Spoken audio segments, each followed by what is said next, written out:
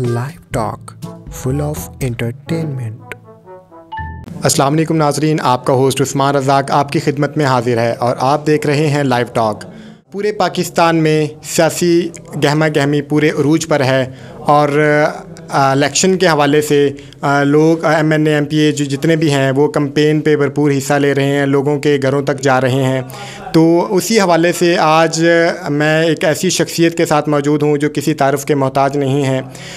पाकिस्तान की बहुत बड़ी सियासी जमात तहरीक लब्बैक पाकिस्तान से वो इलेक्शन लड़ रहे हैं। उनका हल्का PP 231 है जिसमें वो MPA की सीट के लिए इलेक्शन लड़ रहे हैं। हमारे साथ मौजूद हैं जुल्फ़कार उर्फ़ जुल्फ़ी डोगर साहब। अस्सलाम वालेकुम सर। जी वालेकुम सलाम। सर क्या हाल चाल है? अल्हम्दुलिल्लाह जी सर, आप इलेक्शन में हिस्सा ले रहे हैं, सबसे पहले ये बताएं कि इलेक्शन में आने की वजह क्या बनी? इलेक्शन में आने की वजह खालिस्तन तहरीक लब्बैक का नज़रिया, अल्लामा ख़ादिम हुसैन रिज़वी रहमतुल्लाह अलैह की नामूस रिसालत और अक़ीदा ख़त्म नबूवत के लिए कुर्बानियाँ, ये देखकर मैंने सोचा कि एक नेक मकसद इस जमात में और दूसरी सियासी जमातों में बहुत ज़्यादा फ़र्क है। बल्कि मैं तो अक्सर जगह पर कहता हूँ कि तहरीक लब्बैक का आप मुवाजना उन जमातों से ना कीजिए। इन्होंने आका करीम सल्लल्लाहु अलैहि वसल्लम की नामूस के लिए इस मुल्क के अंदर कुर्बानियाँ दी हुई हैं। और नेक्स्ट ये बताएं कि आपकी जमात का असल मंशूर क्या है? हमारे अमीरुल मुजाहिदीन अल्लामा ख़ादिम हुसैन रिज़वी रहमतुल्लाह अलैह फरमाया करते थे कि पाकिस्तान में आप जितने मर्ज़ी मसाजिद बना लें, मदारस बना लें, पाकिस्तान के मसाइल उस वक़्त हल होंगे जब दीन तख्त पर आएगा। दीन तख्त पर उस वक्त आएगा जब इस्लाम पसंद मजहबी जमातों के लोग असम्बलियों में जाएंगे, कानून साजी करेंगे, निज़ाम मुस्तफ़ा मुल्क के अंदर नाफिज होगा तो पाकिस्तान के तमाम मसाइल हल हो सकते हैं। इस दफ़ा जो है सियासी माहौल काफ़ी मुआफ़िक लग रहा है। उसकी वजह यह है कि जो PTI के जो कारकुनान हैं वो तसलसल का शिकार हैं, वसवसे का शिकार हैं। उनकी पार्टी के पास सिंबल नहीं है कोई। तो आपको क्या लगता है कि दूसरी जो जमातों के कारकुन हैं वो भी आपको वोट डालेंगे इस दफ़ा? हमें बहुत सी खुशखबरियाँ मिल रही हैं। दूसरी जमातों के लोग मुझसे ख़ुद रब्ता कर रहे हैं कि डोगर साहब बूरे वाला शहर के फ़ायदे के लिए वोट हमने आपको देना है। अल्हम्दुलिल्लाह। अगर आप इलेक्शन जीत जाते हैं तो बूरे वाला की आवाम के लिए क्या करेंगे आप?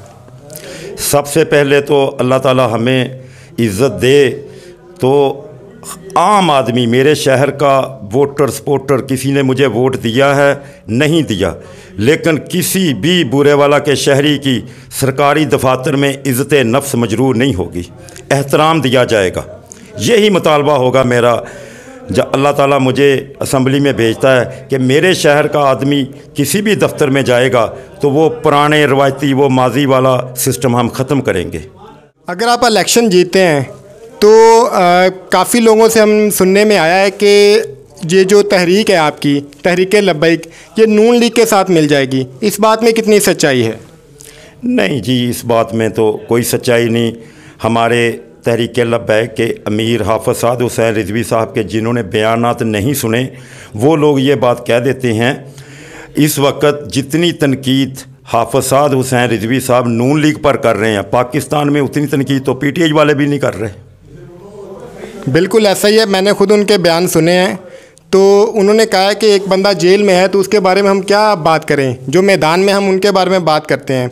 और एक बात उन्होंने और की कि इस दफ़ा इलेक्शन में हमारे जो तहरीक है उसने फट्टे चक देने हैं। तो फट्टे चक देने का क्या मतलब है?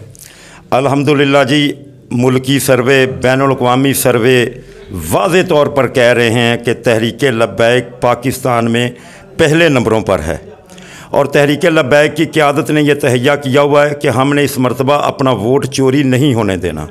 इसका मतलब यही है जो साद भाई ने कहा। अच्छा, इस हवाले से आपने फट्टे चक देने हैं। और अब आप सर्वे कर रहे हैं अपने जो हलके का, तो उसमें आपने लोगों से मिले हैं, अपने इलाके के लोगों से मिले हैं, तो बताएं कि आपने क्या उनसे सुना है कि क्या मसाइल हैं आपके इलाके के लोगों के, क्या मसाइल हैं जो पिछले 75 से 76 सालों में अब तक हल नहीं हो सके। देखें भाईजान, बूरे वाला के लोग पिछले खुसूसन 13-14 साल से तो लावारसों वाली ज़िंदगी गुजार रहे हैं। इस शहर के स्टेक होल्डर आवाम का कोई मसला होता था, नई आवाम के साथ खड़े हुए। लोगों को तहरीक लब्बैक में एक उम्मीद नज़र आई है। हमें हर जगह पर जो इज़्ज़त मिल रही है, मेरा सियासी ख़ानदान से तल्लक़ है, हमने पहले भी इलेक्शन लड़े हैं, लेकिन ऐसी मोहब्बत किसी उम्मीदवार के लिए जो तहरीक लब्बैक को मिल रही है, मैंने ऐसी मोहब्बत बूरे वाला में पहले किसी और के लिए नहीं देखी। इलेक्शन जो 2024 में हो रहे हैं, तो इसका क्या नतीजा निकलेगा? लोगों से सुनने में आया है, हमने पब्लिक सर्वे भी किए हैं कि नून लीग कन्फर्म वज़ीर-ए-आज़म नवाज़ शरीफ चौथी बार, ये हर बंदे से उसके मुंह से सुनने में आ रहा है कि चौथी बार नवाज़ शरीफ फिर आएगा। इस बात में कितनी सच्चाई है? क्या ये पहले कन्फर्म हो चुका है या इसमें कितनी सदाकत है इस बात में? देखें भाईजान, जितना मर्ज़ी कहते रहें कि नून लीग कन्फर्म है, वो लोग कह रहे हैं जिन्हें ज़मीनी हक़ाइक़ का इल्म नहीं। धांधली के बावजूद भी 10,000 को कोई 50,000 नहीं कर सकता। नून लीग ग्राउंड पे हमें नज़र नहीं आ रही। हम जिस जगह पे जा रहे हैं, जो जमात ज़ेर अताब है, लोग उसका नाम ले रहे हैं या तहरीक लब्बैक का ले रहे हैं। मैं ज़ाती तौर पर यह समझता हूँ कि नून लीग का शायद चौथा नंबर हो, इससे ज़्यादा आज़ाद उम्मीदवार जीतेंगे इस मुल्क में।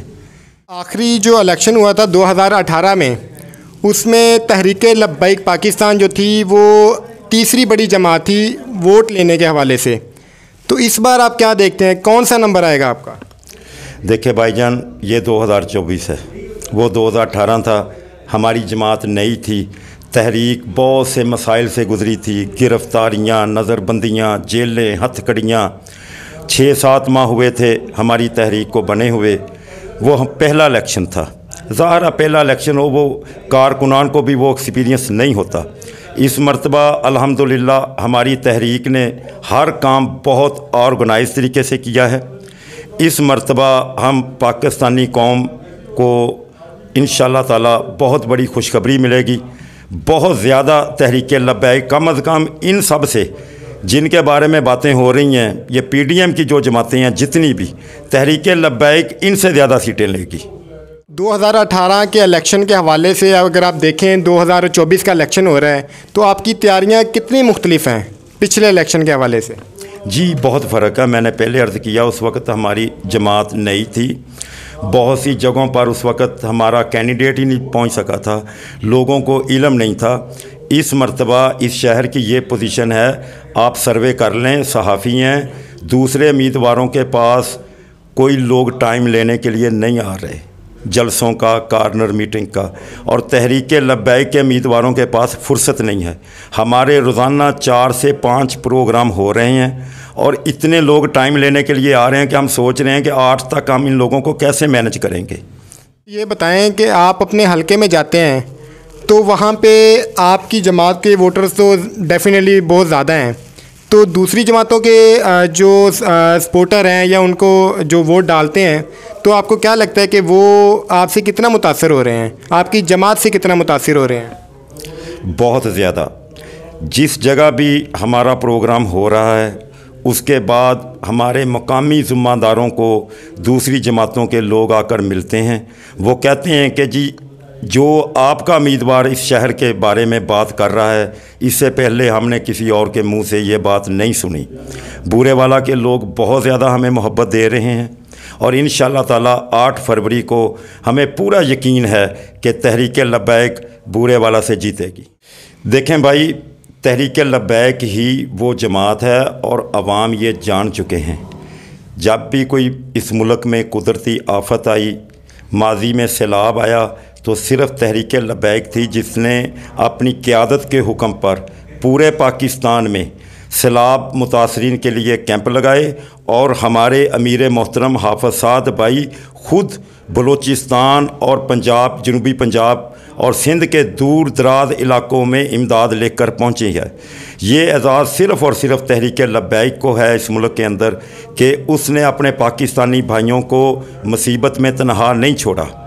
दूसरी तरफ से आप देखें, इस मुल्क के अंदर जब मसला नामूस रिसालत और अकीदा ख़त्म नबूवत का आया तो बदकिस्मती से वो तमाम लोग जो दीन के नाम पर दुकानदारियां चमकाते रहे, पूरे पाकिस्तान में उनकी क़यादतें खामोश थीं। उस वक़्त सिर्फ़ और सिर्फ कानून ख़त्म नबूवत के मसले के ऊपर तहरीक लब्बैक मैदान में आई और तहरीक लब्बैक ने कुर्बानियाँ पेश की हैं।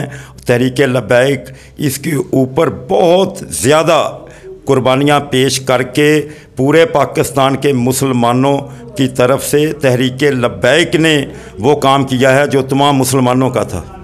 अब आप देखें, डॉक्टर आफिया सिद्दीकी के लिए शुरू में हमारे पाकिस्तान के एक दो सियासतदान सिर्फ़ इंतखाबात में वोट लेने के लिए आफिया का नाम इस्तेमाल करते रहे।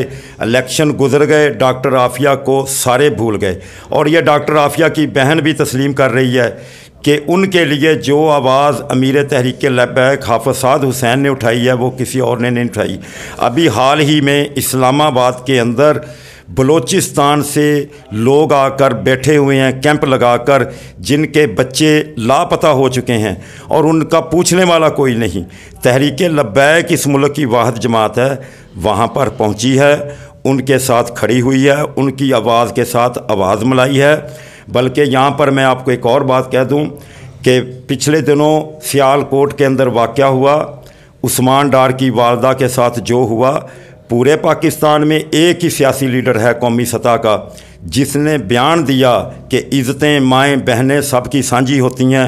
हम ये बर्दाश्त नहीं करेंगे कि इस कौम की बेटियों पर, माओं पर तशद्दुद किया जाए।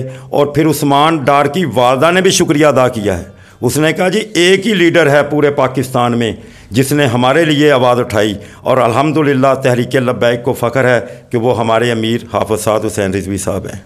अच्छा, आप ये बताएं कि आपके हलके में आपको क्या लगता है कि कौन सी पार्टी का जो उम्मीदवार है आपको टक्कर दे सकता है? फ्रैंकली कहूँ, जिस जमात ने टक्कर देनी है वो ज़ेर-ए-अताब है। हमें तो अभी कोई मुकाबला नज़र नहीं आ रहा। हाँ जी, दूसरे उम्मीदवारों को हम नहीं इस काबिल समझते कि हमारा उनके साथ मैच है। जिनके साथ मैच होना था वो ज़ेर-ए-अताब हैं, बाकी ये 8 फरवरी को पता चलेगा। तब हमें ये बताएं कि पाकिस्तान तरक्की कैसे कर सकता है? तहरीक लब्बैक के अमीर बानी अल्लामा ख़ादिम हुसैन रिज़वी रहमतुल्लाह अलैह बहुत मरतबा ये कह चुके हैं कि पाकिस्तान के मसाइल उस वक्त हल होंगे जब दीन तख्त पर आएगा।